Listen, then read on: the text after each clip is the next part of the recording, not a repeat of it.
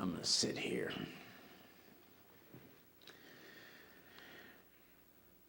So the religious bunch bring this woman that has committed an adultery that deserves to die. It's a sentence of death. Is there anybody in your life that has done something to you that you believe, A, they deserve to die slowly?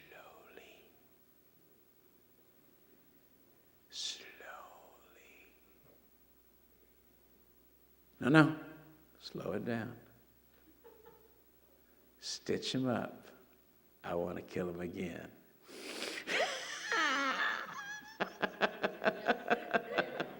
I want to take months. You said, you sound like a psychopath. Yes, I do.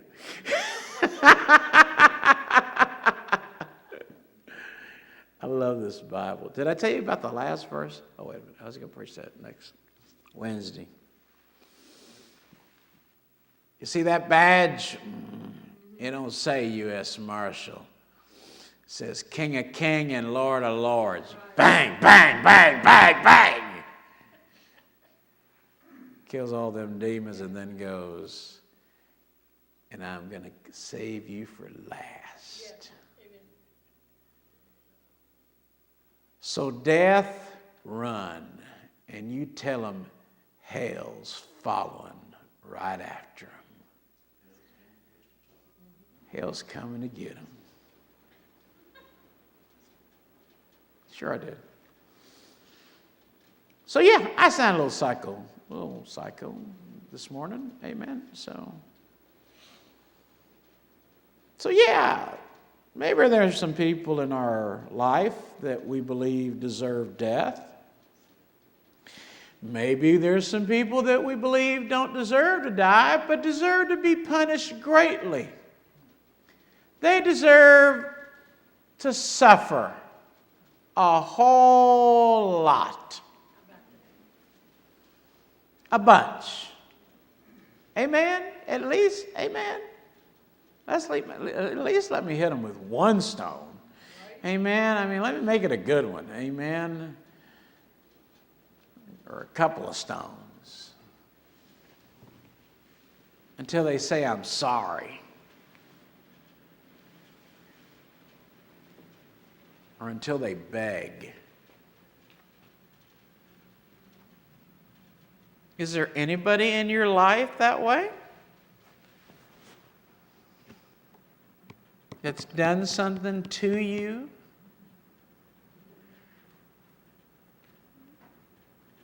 That you could say, I wish they was dead. I wish they'd suffer. I wish they'd suffer a long time.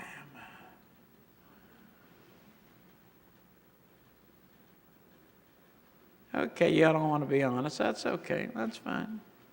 Yes, preacher, I can think of someone. I bet you can.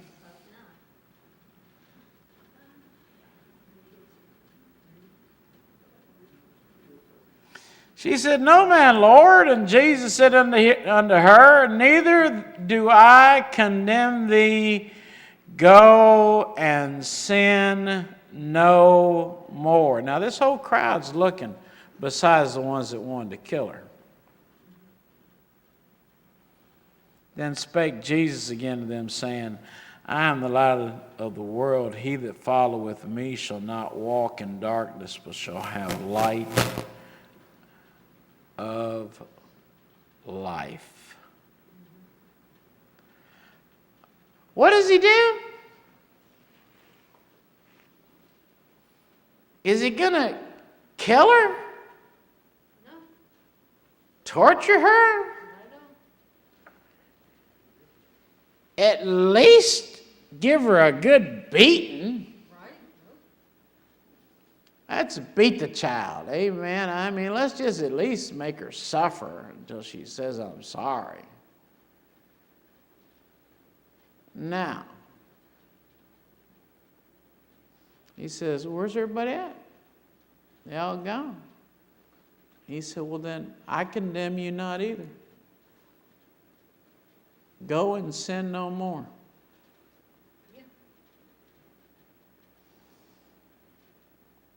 Now see, the adultery part is the easy part. Unless you're an adulteress or an adulterer. Amen. Now, if all you ever think about is getting into somebody's pants or dress, or, well, you know what I mean, ain't much hope for you. You're just going to have to get right with God.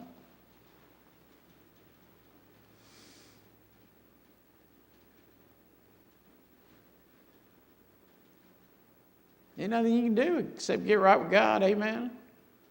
If that's what your lifestyle is, if that's all you care about, then you just need to get right with God. I'd rather be right with God than commit this act. Alan Jones always put it like this. Are you ready for this? Don't get mad at me. I didn't say it, okay? So don't get mad at me, all right? Because you're going to look at me and say, Brother Lupe said this. Alan Jones, and he looked at the women, he said, some of y'all women would rather have sex than do right. Instead of getting married, you'd rather have sex. Now, the men could handle it because they all went, uh-huh. Right. But the women, they were more sensitive. This is romantic love. It's still adultery. Amen. It's special love. It's a special thing.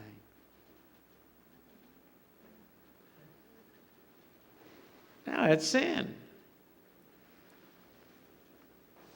The hardest thing that you're ever going to do is what Jesus Christ said we were supposed to do, was to become a Christian and to be Christ-like.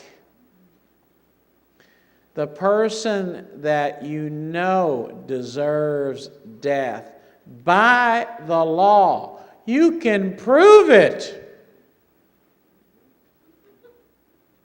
You can prove it. I got the case resolved. Done. And then God says, I condemn you not. Not guilty. Well, at least let me hurt him for a while. At least let me, blow off a little steam. At least let me do that for a while. No, not guilty. Go and sin no more. Don't do it again. Now, here you are. I don't know which one's harder. I'll let you decide. Is it harder to say, I condemn you not, even though they've done you enough where you want to kill them or torture them or hurt them, and say, I forgive you? Or is it harder for you to have done something that you know you weren't supposed to do? We'll use Mitch as an example. He was supposed to be getting an A in chemistry. He's been getting A's in chemistry all his life. Go with my story. But all of a sudden, F, F, F, F, F, F.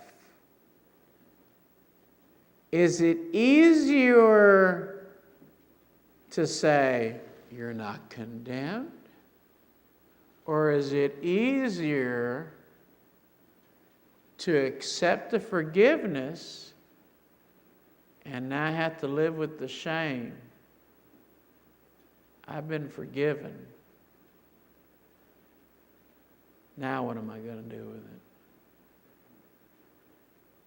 Am I just going to blow it off? Go back. He said, don't go and sin no more. Don't do it again. That's right. Amen. So I can't go back to my old lifestyle. Am I going to learn something from this lesson? And now I got to live with all the guilt and all the shame because every man in that village saw my rear end?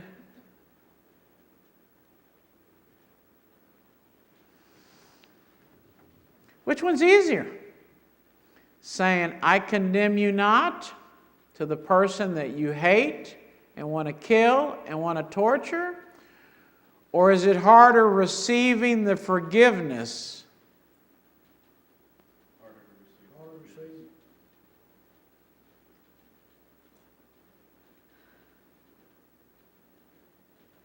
You will always have three classes of people.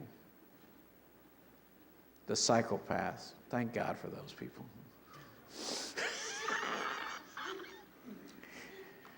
Those are the ones that just want to kill somebody. Amen. I mean, thank God for them. Then you have the ones that want to just torture somebody. You know. That's why I like to go to Italian restaurants. Every time I go to an Italian restaurant, I just feel like shooting somebody. Amen. You know, I can't help it. I just feel like shooting somebody. You know. No Italian today, huh? Okay. So, then you have the ones that just want to torture you. But then you have those that have been forgiven. Paul spent his entire life after he was forgiven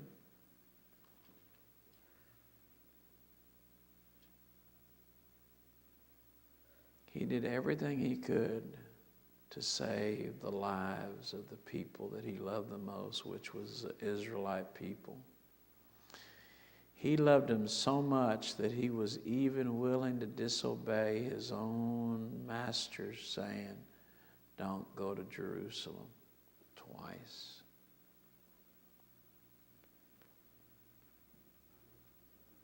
Because he loved them so much.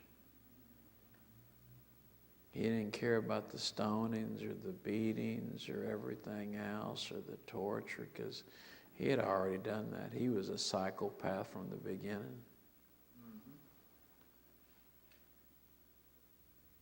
But when he heard them words, I condemn you not, I forgive you,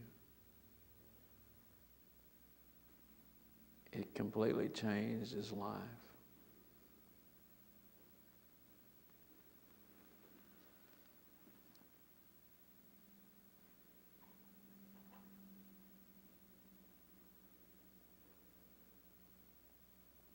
I don't know which one's easier.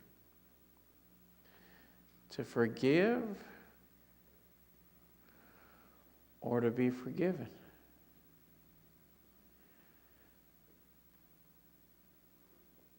I don't know.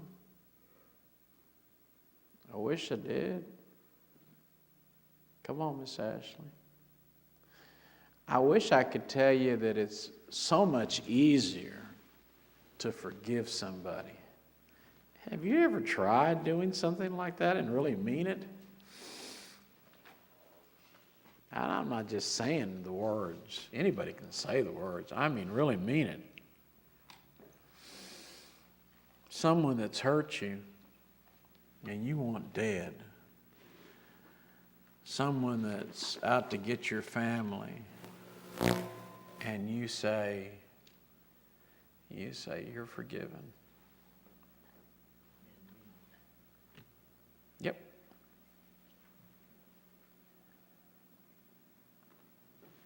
I don't know. I don't know if it's harder hearing those words.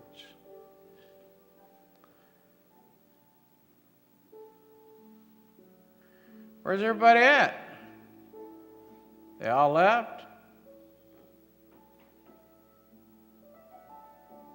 I bet you she was scared to death because she knew the one that could really kill her was Jesus, because he ain't never done nothing wrong. And then when he said, I don't forgive you, I forgive you as well. I condemn you not. Go and don't do it again.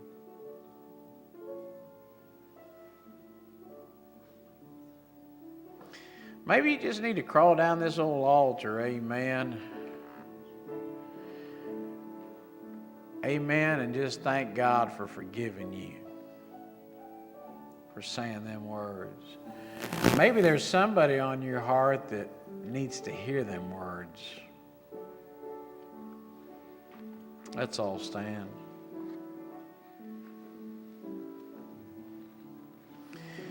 You say, preacher, I'm not ready. That's what I said about pastoring. As soon as I pay all my taxes, I'll become a pastor. It took 7 years.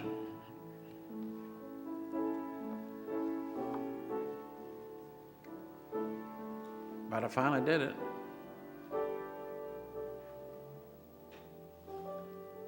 Is it easier to say, I condemn you not, I forgive you?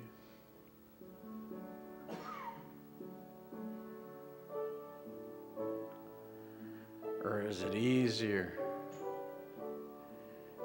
amen, to hear them words? As Christians, sometimes it's going to be both. Sometimes we're going to have to be the ones that say, hey, forget about it. I don't condemn you. And sometimes you got to hear it yourself. I forgive you. That's why you keep a close relationship with God. So when you do sin, you can just say, Lord, would you forgive me? And the Lord will say, no problem.